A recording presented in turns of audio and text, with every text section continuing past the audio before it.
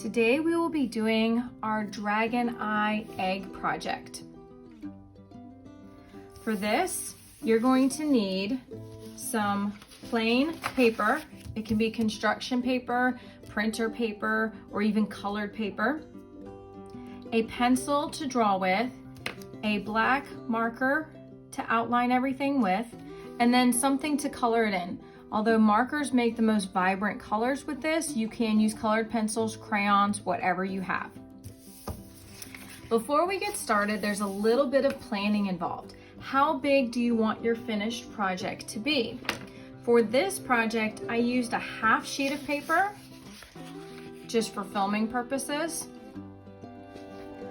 But you would need a smaller piece of paper, about 1/4 of the size of the paper that you're using for your egg to make the eye. You don't want the eye to be too big. For this project that I'm doing with you now, I'm going to use a full size sheet of paper. This is white construction paper. So I cut a 1/4 size piece for the eye. That's what we're going to get started with now. I'm going to draw mine with marker, but feel free to draw yours with pencil and just go over it with marker when you finish and you're happy with it. And I'm going to tilt mine slightly because I am left-handed. So in the middle of your paper, start with a sort of exaggerated lemon shape. Yours can be more round, it can be longer and skinnier. We don't really have dragons flying around outside for us to compare it to, so you can use your artistic creativity and customize it yourself. Now I'm drawing 2 little lines on the edge of the eye. This is where the fold of the eye separating the upper lid from the lower lid would be. And then in the middle, you have the pupil. In a human, it's round. And we're gonna make ours sort of a jaggedy triangle.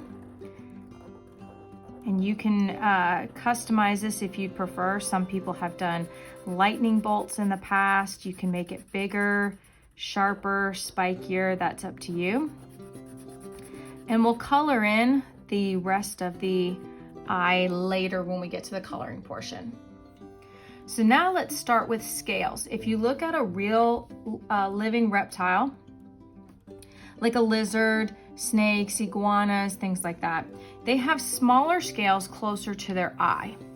So we're gonna start with some very small, kind of horseshoe shaped or just bump scales on the upper and lower lid. And these do not have to be all the same shape and size. It looks more realistic if you have a little bit of variety in there. Do this to the upper and lower lid, stopping there on the folds of the eye. And then you're going to do a second layer, but this time alter or alternate where your scales end. So I'm starting with the middle of one scale and then curving it to land in the middle of the next scale. And these I'm making a little bit bigger. Each row of scales that we make, we'll be making 5 in all, should be getting a little bit bigger. And continue that all the way down. And then same with the bottom.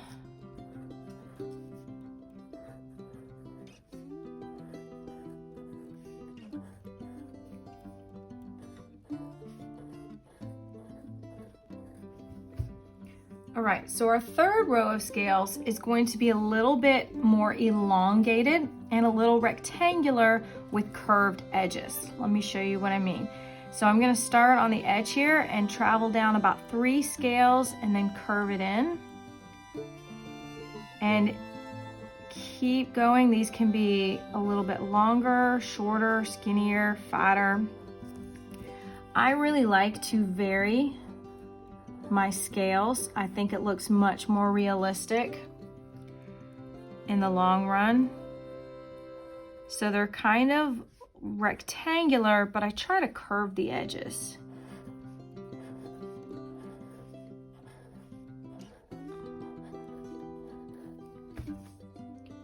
So our fourth row is going to be the same as this row, but a little bigger and just alternating. So you see I start from the middle of one scale and go to the middle of another scale. And you can have them, you can have some varying in size here. Give it a little bit more interest. Continue it all the way to the fold between the upper and lower lid.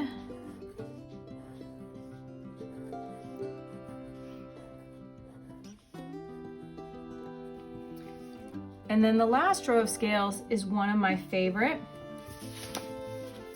You can do scales that are just jaggedy spikes going all the way around, just using a zigzag line, or more of what my students call the chainsaw blade or the wave. That's up to you. You could even have one side, I'm gonna turn my paper, again left-handed. I'll do the chainsaw or the wave on the top.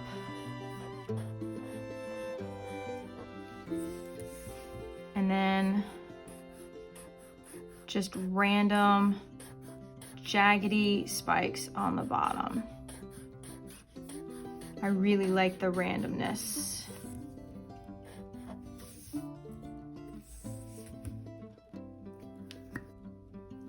Now it's time to choose your color scheme.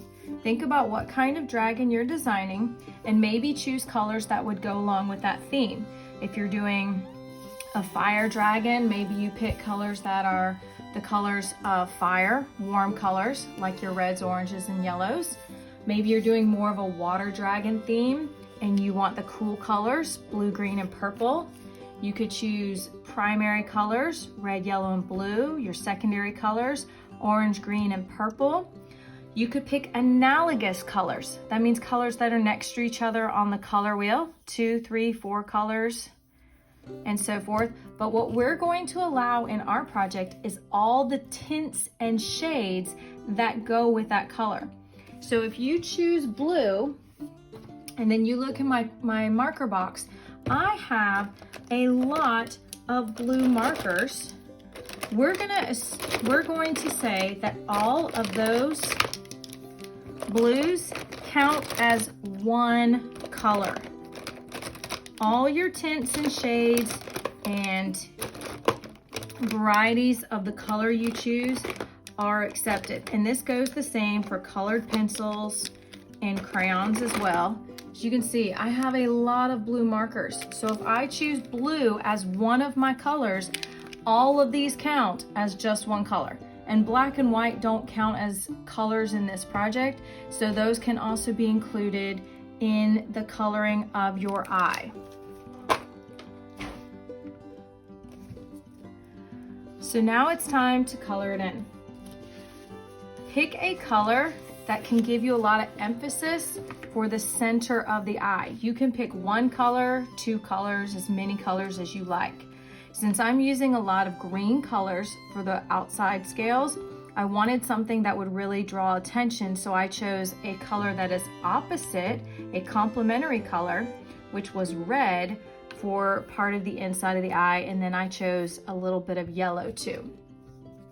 When you're coloring in your scales, you could make each scale one of the 3 colors you chose. You could color groups of them. That is completely up to you. When you go all the way out to the scales, you'll notice that I took another shade of the color, and I went ahead and colored a little bit around the last layer of scales. And that is so when we cut it out and then have it coming out of the egg, if you accidentally peel it back too far, that you're not going to see a little bit of white under here, and it just makes the project look a little better. So for this eye, I chose a lot of blues and purples, a lot of cool colors, and then I chose another lighter, kind of warmer purple color, and then I just colored that a little bit around the outside. We'll end up cutting these out a little bit later. Now we're on to the egg portion. For the egg, you want to draw a very large egg shape. So it's sort of oval, but usually a little bit narrower at one end than the other. My paper is very large, so it doesn't all fit in the camera right now. Now, when it comes to what kind of scales or design you put on the outside of the egg, think about what kind of dragon you decided to make for the inside. And then have your scales reflect that. You can have sort of a fish scale, either going down or up using alternating U shapes. You could kind of do a random jaggedy pattern to do more of a fire dragon. Some people have done waves for a water dragon. I've even had some students make a slime pattern. Think of it as adding not just a pattern, but the texture to the outside of the egg.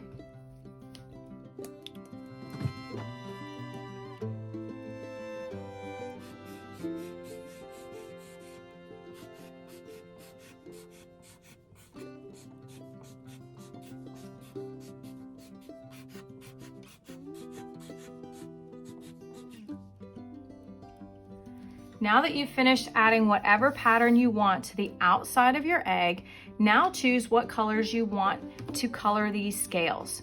They can be similar to the colors you chose for your eye, or they could be a completely different palette. That's up to you. I'm going to use some blues and greens for mine. And you can color each scale individually. You can put different colors within the same scale. It's whatever you want to do to decorate the outside of your egg.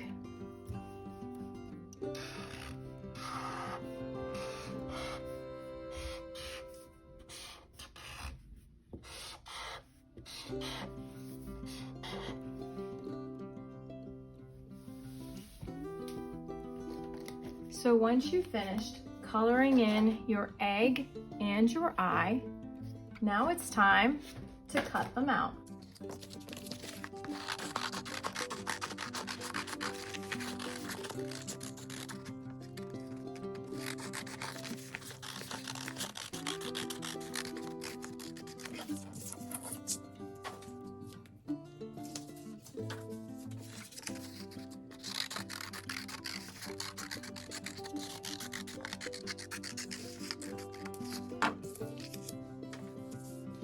For the assembly, you'll need a glue stick and a pencil or something sharp to poke a hole in. Decide where on your egg you want the eye to appear like it's hatching out of. It could be at the bottom, in the middle, at the top. You could have it angled. That's entirely up to you. Once you have an idea of where you want it, turn your egg over onto the back and stab a hole with your pencil going from back to front. This will tell you where to line up the middle of your eye. See it right there. So with your glue stick, just apply glue to the outside very edges.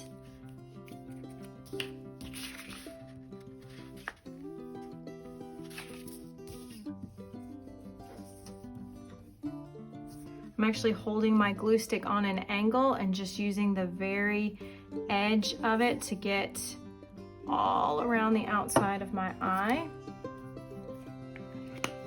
Make sure that the part of the iris, that the eye is facing the right direction. You don't want to put it in upside down.